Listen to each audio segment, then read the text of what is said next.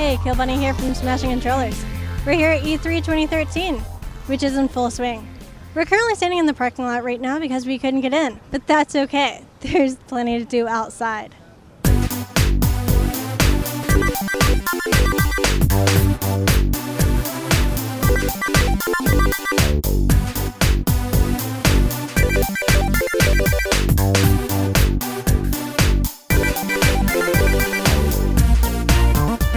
But obviously we're here for the games, and since most of them are inside, let's head back to the studio to discuss what we saw at E3 this year.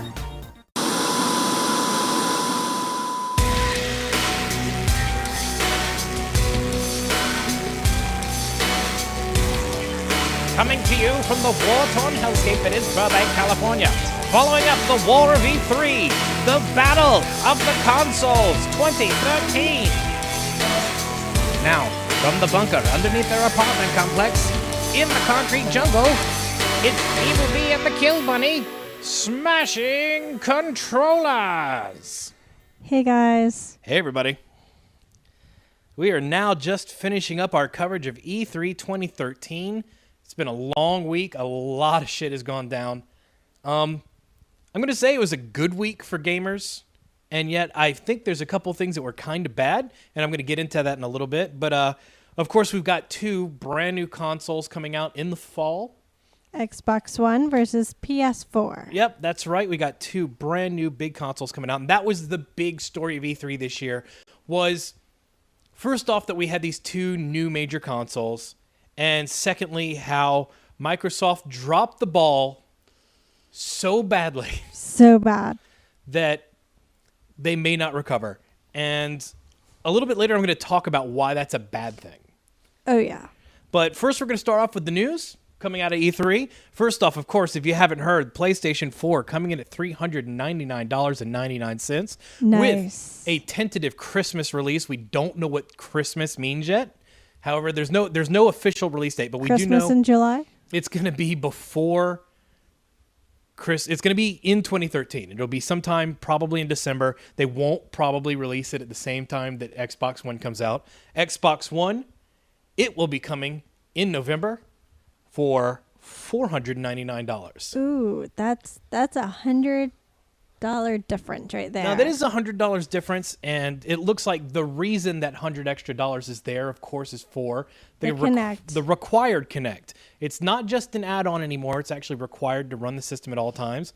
That's something that a lot of people have had a lot of trouble with. Personally, I know that Kill Bunny has sat on the couch and looked at the Xbox with the TV and the Xbox off and gone, Xbox on. Because we use the Kinect a lot, actually, to be able to watch new movies on Netflix. It's one of my favorite jokes, is just sit here and be like, Xbox on. And then I'll have to get up and go across the room and turn it on myself. Yes. And so it's been a long-running joke, and it's something that we actually really wanted, was at least that response, where you can say Xbox on and it comes on. Well, it looks like out of nowhere we find out that that's exactly what you're going to be able to do.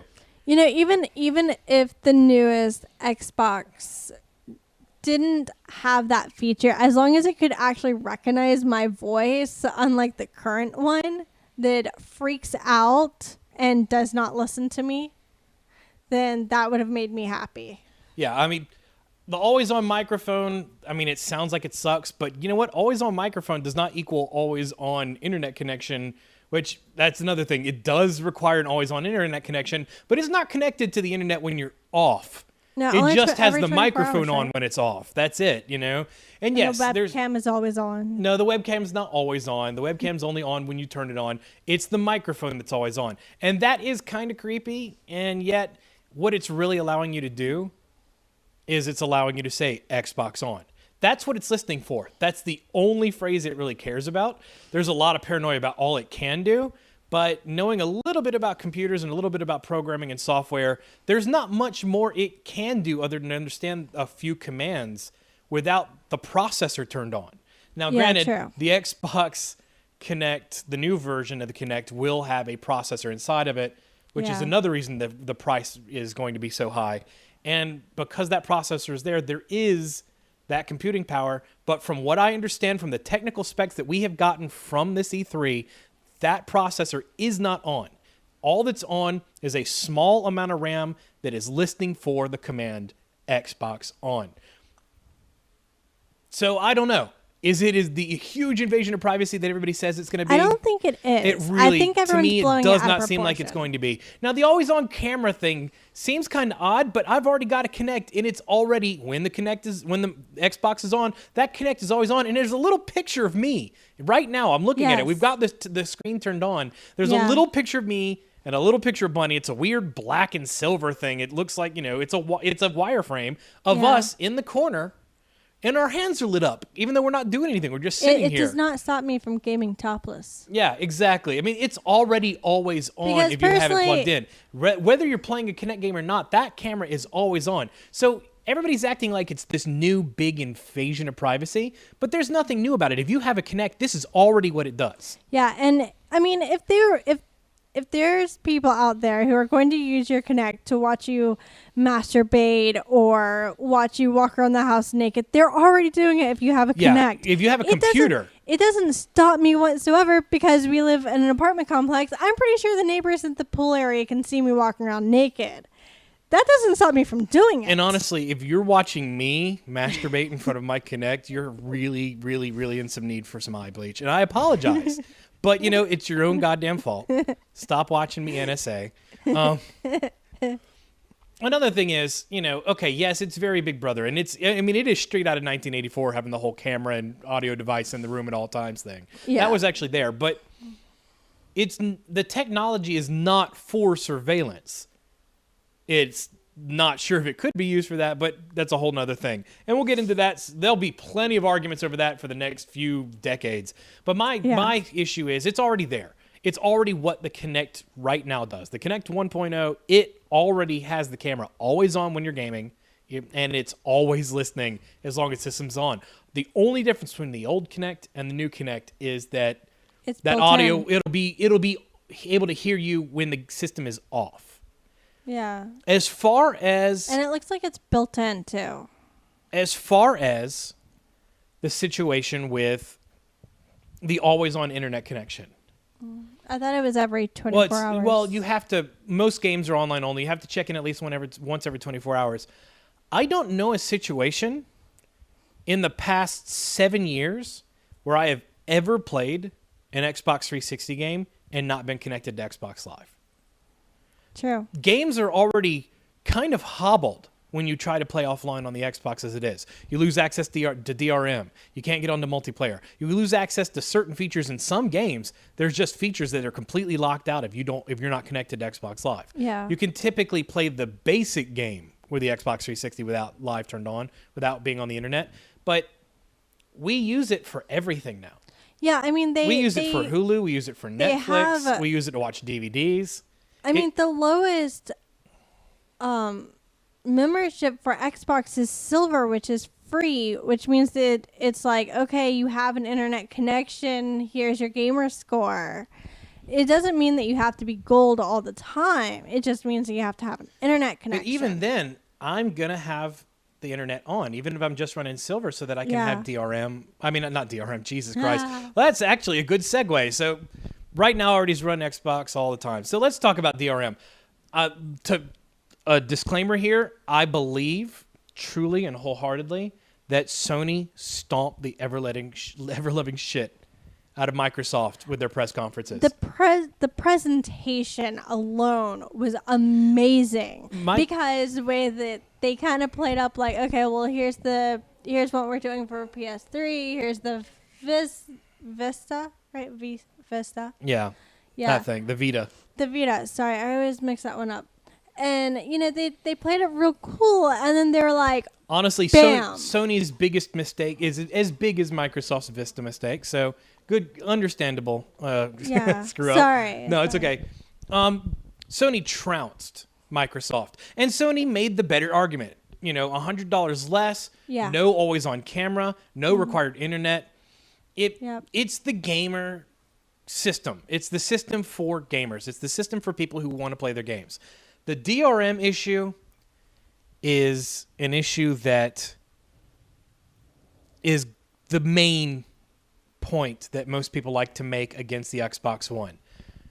It is a situation where if you don't know this, and I'm sure if you're listening to our show, you know every fucking thing that happened, and you know all about this. But for anybody who's listening that doesn't know, the Xbox One requires you to check in once every 24 hours to guarantee that you are the proper owner of each game. It is digital rights management. It is this. That is sucky. They say it's not DRM, but it absolutely is DRM. And I think it's bullshit. Personally, I agree. It is bullshit. It limits you to trading your game in once. Mm-hmm. You can trade your games in, but only once. And you cannot loan your game to friends. You can only give it to them. And then that counts as the once trade-in, which means if you give a game to somebody, they can't trade it in.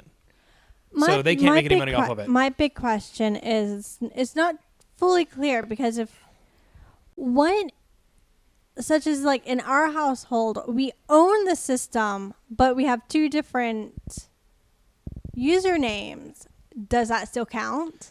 I think it does. They're because saying that sucks. They're because saying that you the can use system, the game with multiple accounts on the same system as long as you connect them as family accounts. Now, whether Kill Bunny and I will be able to connect Kill Bunny Kill and Evil Bo Weevil to each other on Xbox Live and say, yes, we are family. Whether it's going to allow current existing gamer tags to be combined into a family account, I do not know. But I do know that there will be family accounts. Yeah, I know that. You can have separate Xbox Live tags, but you can also have a family gold account, which lets everybody, up to 5 people, connect.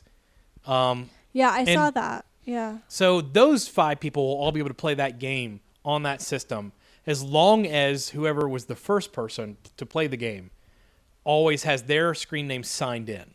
Yeah. And that's the way it works already with Xbox Live arcade games. Yeah. Bunny can go in and play stacking as long as my screen name is... Stacking's mine. Well, you know what I'm saying. Minecraft. I don't care.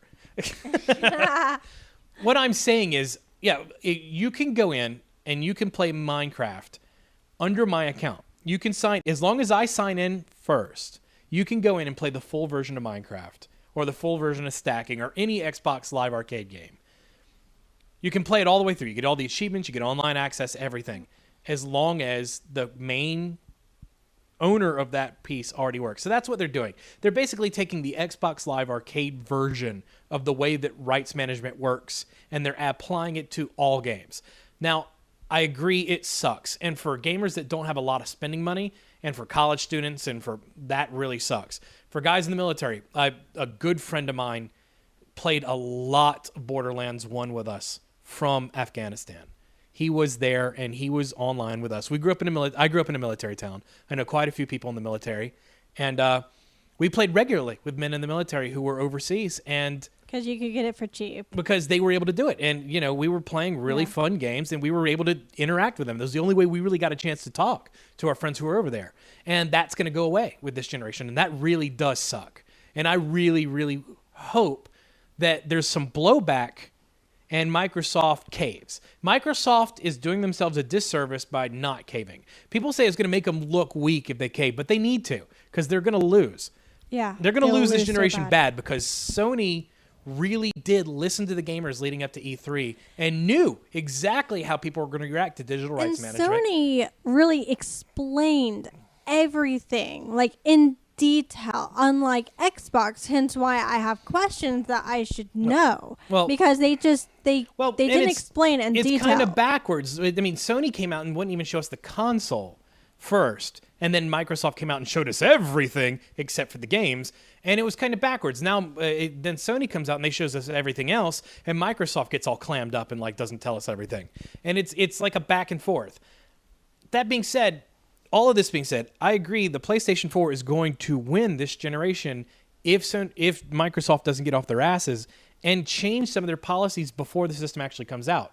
It's all software-based. None of this stuff is based on the hardware. The DRM, all of that is going to be in the software. The Kinect being on, that's in the software. Yeah. That's all fixable.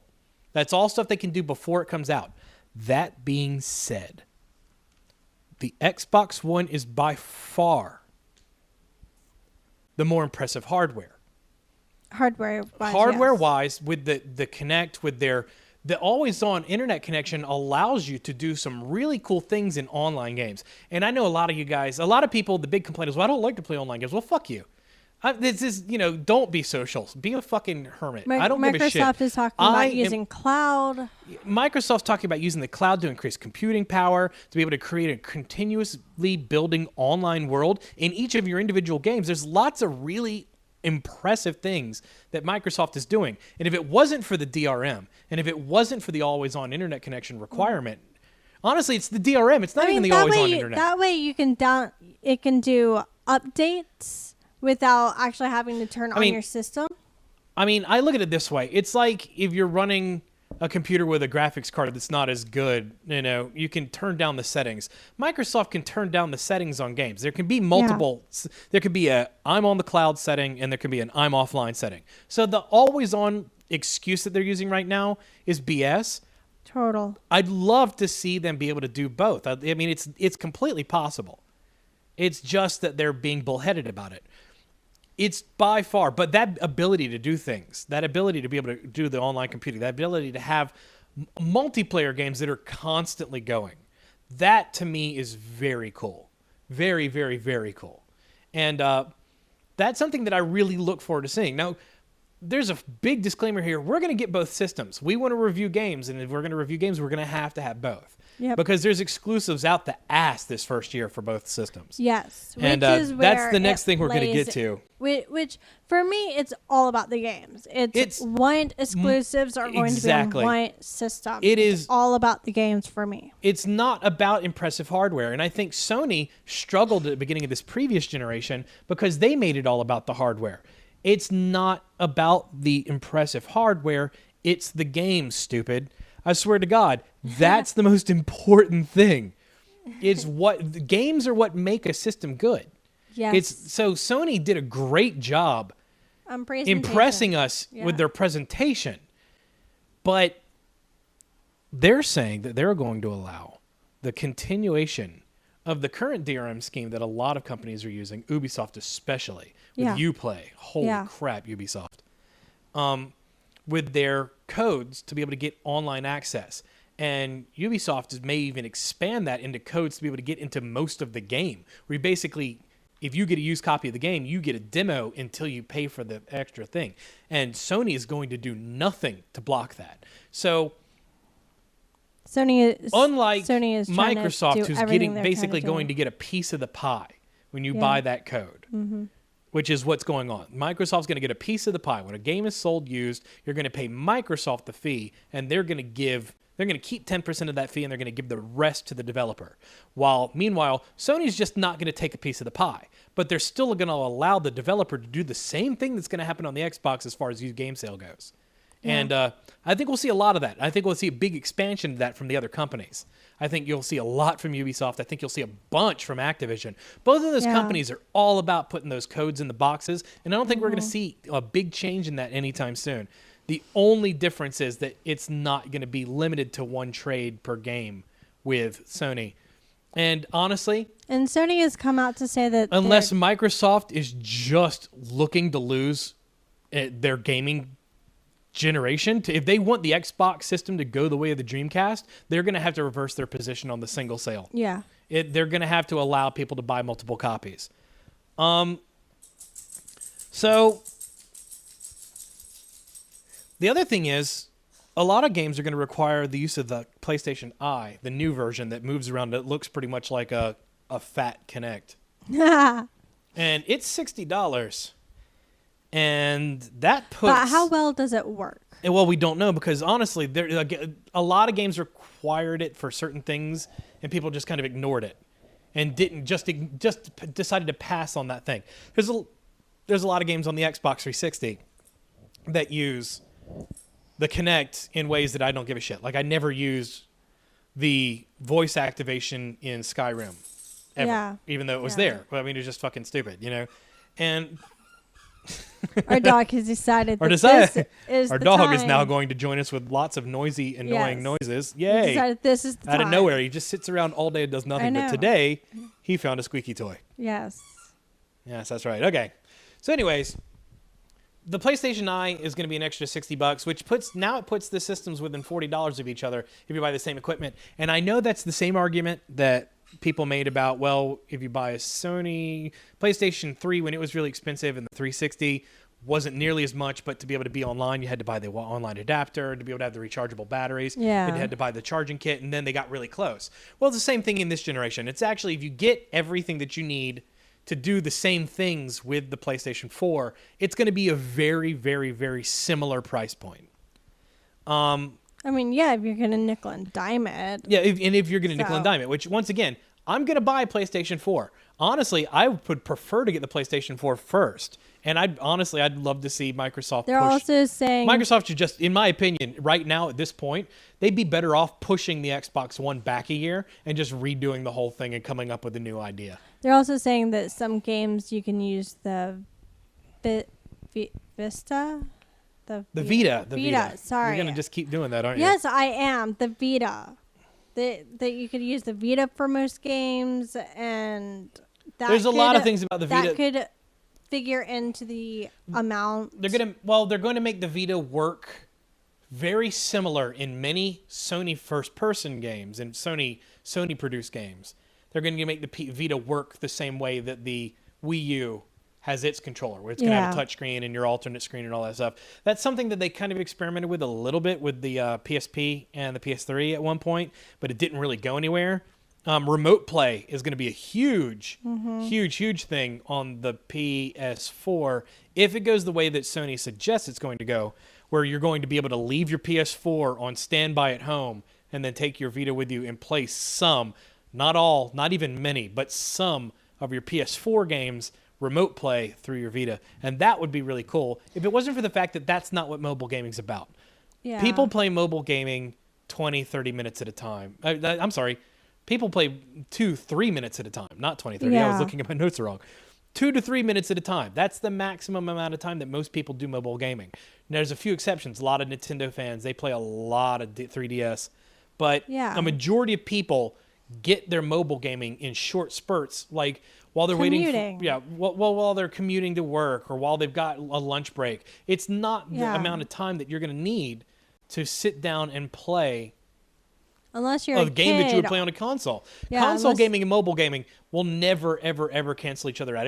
For a long time, there was a lot of people in Wall Street who have no fucking clue what they're talking about because they're from Wall Street, not from the gaming industry.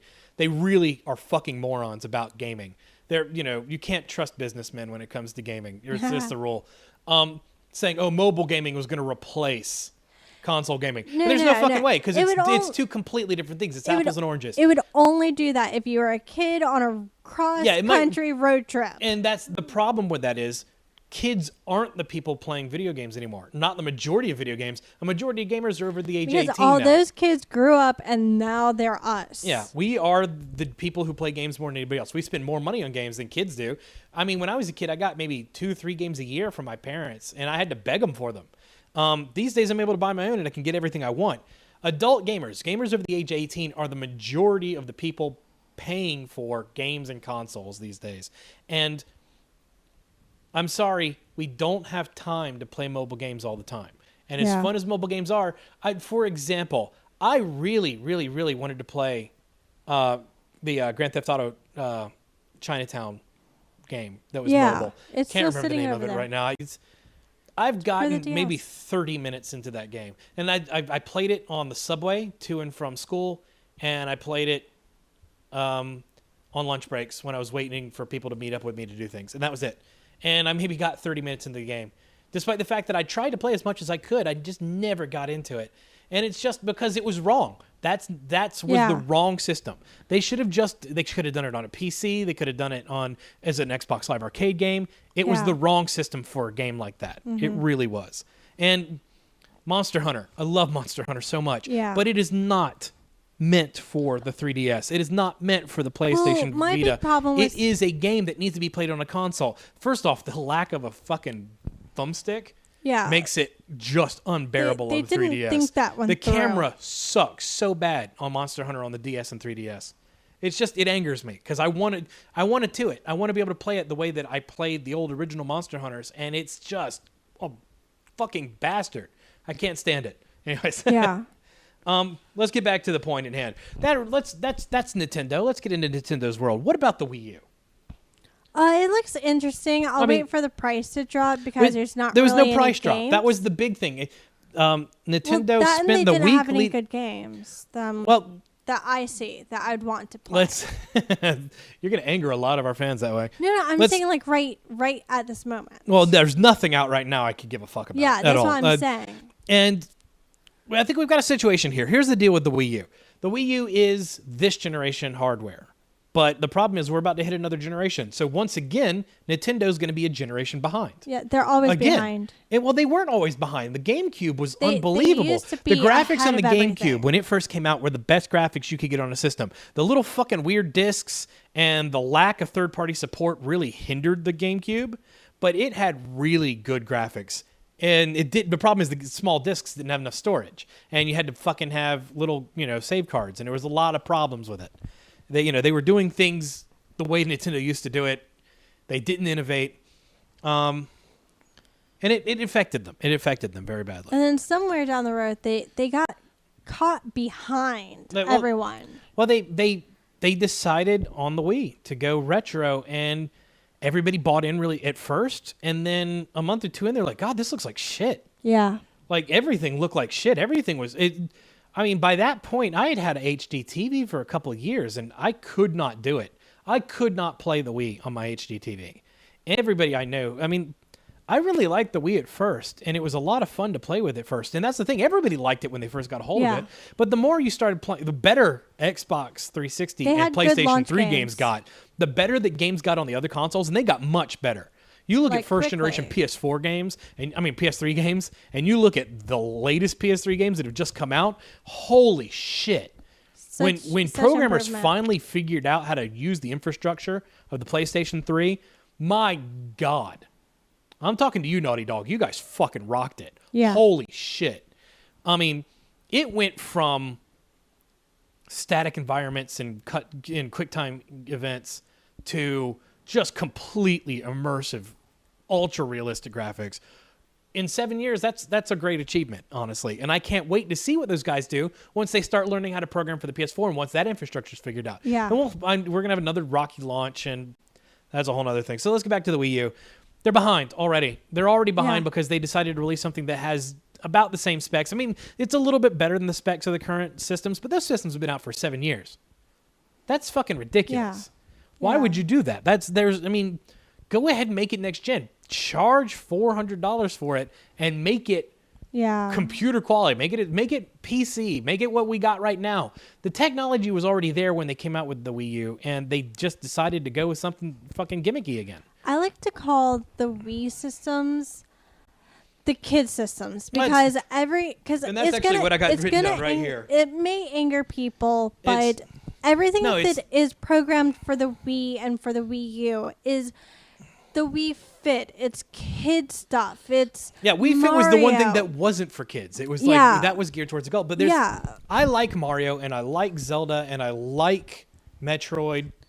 I like these games. Yeah. I do not love these games. And when you put Metroid up against BioShock, BioShock wins every fucking time. It doesn't even compare. And everybody talks about, Metroid Other M was so fucking awesome. No, fuck you. No, it was awesome back for in the day. Wii. Yeah. It was awesome for the Wii, but it was not awesome. It was just the best thing on the Wii at the time. Yeah. And there's a big difference between being the best thing on a system that was a generation behind and the actual best thing in place. The only thing, the Wii was a GameCube with a waggle stick. Yeah. It was almost identical hardware, which is why you could play the GameCube games on it. Yeah. It was almost identical. And the best part was, to me, the GameCube games were better. Yeah. The GameCube games that I still have, oh my God, they were so much better than the games that were coming out for the Wii, especially when shovelware started hitting the so that's the big thing. Is the Wii U right now already has a lot of shovelware. It's already getting shovelware. It's got a lot of gimmicky shit that's all about the extra controller and the waggle sticks that they still have because you got to use waggle sticks for everybody else. That I saw that I wanted. And Nintendo once again made the major mistake of releasing a system without firm first-party support. They had only a few first-party games, and unfortunately, these game systems are not designed. I'm sorry, these game systems are not. Where am I going with this? Sorry, our the dog made a weird noise. No, it was the fire our fire alarm thing. alarm is Yeah. making noises and the dog's freaking out. All right, so sorry about that. Back to the show. The problem is that there's no third parties that are going to support your system as well as you will. And Nintendo has been the key player on their own systems. They sell games. Nintendo sells games on their systems. Nobody else does. Now, other people make games for their system, but it's the first-party Nintendo games that people want to play who are Nintendo fans. And when you release a system like the Wii U and you come out with something that was already on the Wii and a HD version of something that was on the DS, and then that's all you come out with for 6 months, then nobody's going to buy your system. It's just going to sit there and collect dust like my Wii did.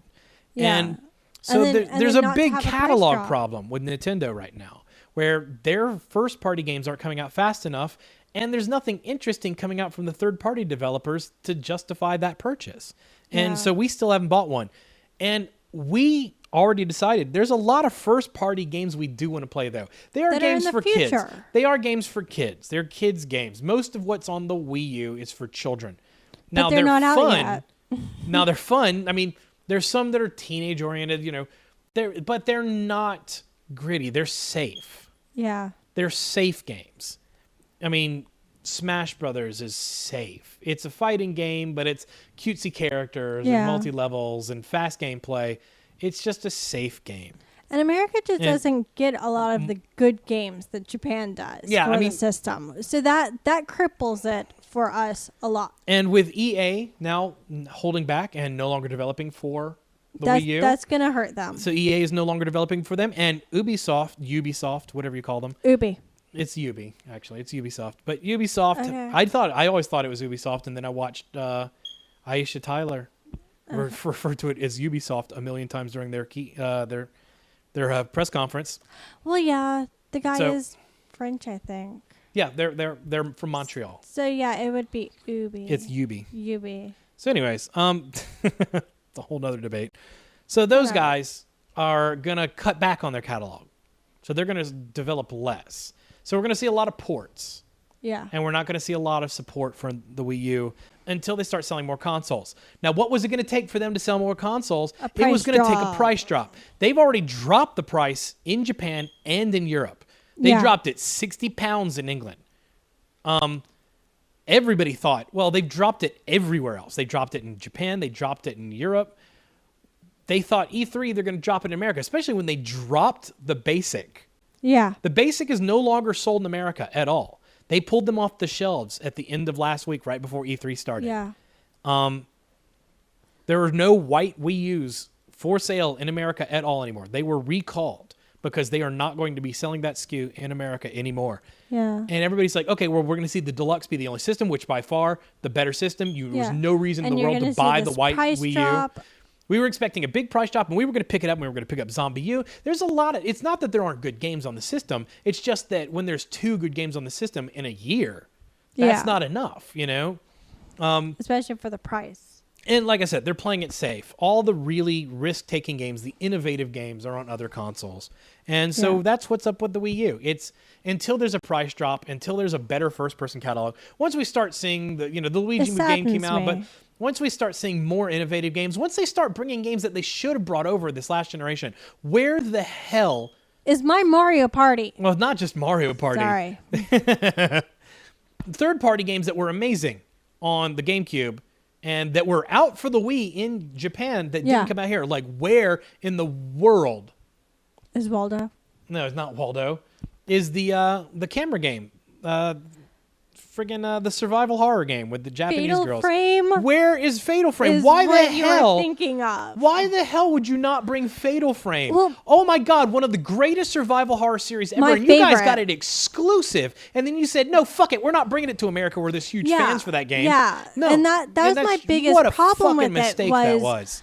That's my problem. Is And I'm Nintendo missing, pulls that shit. They refuse to bring over third-party games. I am missing Fatal Frame 0 from my collection. I have all of them but 0 because they, first of all, didn't release it here in America. And then second of all, you could buy it, but then you had to get a patch on an SD card from the internet to even translate it in your Wii, so you don't even know if the translation is absolutely correct because it's just a bunch of people you had to pay, doing it. Yeah, you got to pay extra money. You got to get all these patches. And then right after I find that out, oh, well, now that game, a bunch of people bought it, holding on to it, and then selling it for a shitload. Yeah, I mean, I'm not as much. I'm sorry.